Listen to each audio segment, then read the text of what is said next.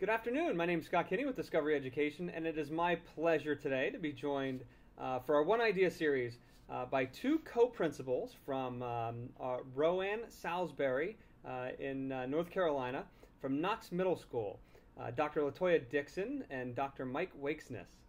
Dr. Dixon was formerly an English teacher for 7 years, an assistant principal, an elementary principal in South Carolina. Dr. Waiksnis as well has a long background in education, being a middle school principal, assistant principal, also spent some time in Broward County in Florida. So thank you for joining me today.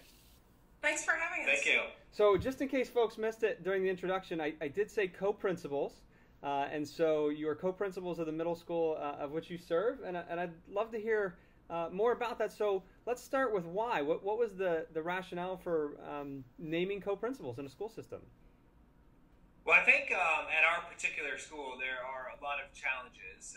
It's a historically underperforming school, very low performing, probably one of the lowest performing schools in the state. Well, with a history of different challenges, I think we've heard there's been 5 principals before us in the last 4 years, and about 10 principals in the last 12 years. So just a lot of challenges, a unique school, but also a lot of opportunities. And the superintendent, when she was looking to fill the position, she wanted to do something unique and different to try to fill the needs of the school. And the two of us saw the opportunity, and we went for it. Now, so you saw the opportunity. Talk a little bit about kind of how you became to be co-principals. We were talking a little bit beforehand that you actually knew each other beforehand. Yeah, prior to working in Rowan-Salisbury, we worked in the Rock Hill School District as principals. And we became principals almost at the same time. And as usual, folks who are new to the position sort of link together and start working together. We began to present on a number of different topics at conferences and found that we were very different in personality, but our vision for public education and for education in general for students was very similar. And we really enjoyed presenting and working on various projects together. And so our first major project was when we were co-founders of EdCamp SC. And we were able to pull that off, and we're very excited about that work, and we continue looking for opportunities. So when this opportunity presented itself, we jumped right on it. So let's talk a little bit about the day-to-day. Do you have certain roles that one provides? That is it defined, or is it a bit more? Does it change from day to day? How does that look? Well, when we talked about that, we didn't want to define specific roles for each of us, because then we felt that would be like having a principal and assistant principal. So really we try to use the power of collaboration in almost everything we do. The small minutia, we don't consult each other, we just trust the other one to handle that. But on anything with curriculum, with teacher evaluation, with professional development, major student issues, we work on those together, because the power of the co-principalship in our mind is the different perspectives and experiences that we bring to the table. As Dr. Dixon mentioned, we're very different people, we have very different backgrounds, but we have the same goal and the same drive and the same dedication. So rather than say you do this and I do this, we decide from the major things to do it together, and we think our decisions are that much better. Do you think now, do the goals in a unified co-principalship leadership style differ from that of maybe an individual principal? So when you look across your districts, do you look through a different lens as a co-principal? I think we do, because we both bring a different set of experiences and a different perspective to situations. So when we get ready to make a major decision, it's a natural born tendency for us to consider a perspective that might not otherwise be our own personal one. And so with that, I think we make more we're more open about the decisions we make, and we make better decisions because we do that together. I think we both say in this first year, we've both learned a lot about ourselves as leaders, and I would like to think that together we're much better than we would be individually. Although in our previous experience, we both had a lot of success. It's really interesting because, our students don't see us as different people. I always share this with folks.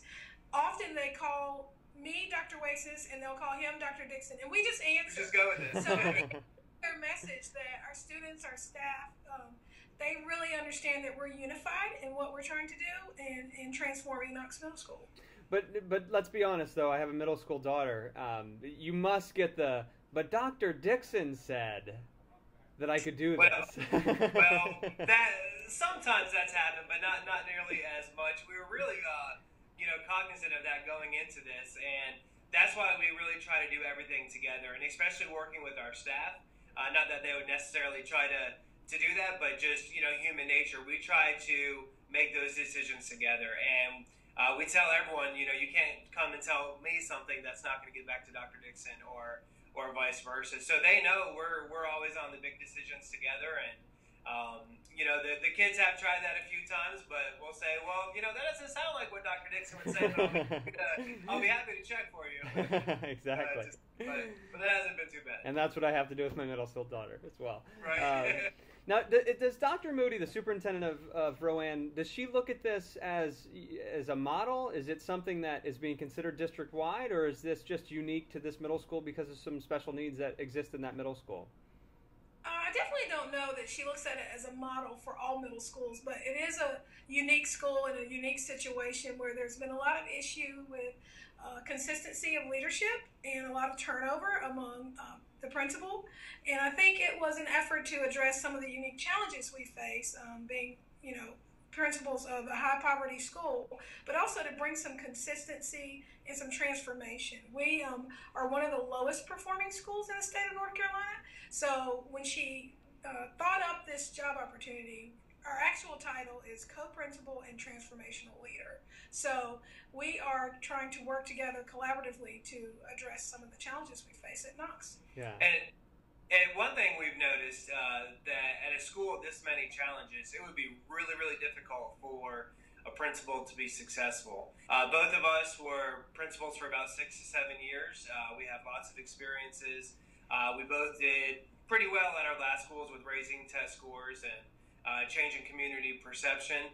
But even with the success we had and the experiences that we've had, there's so much in a high need school.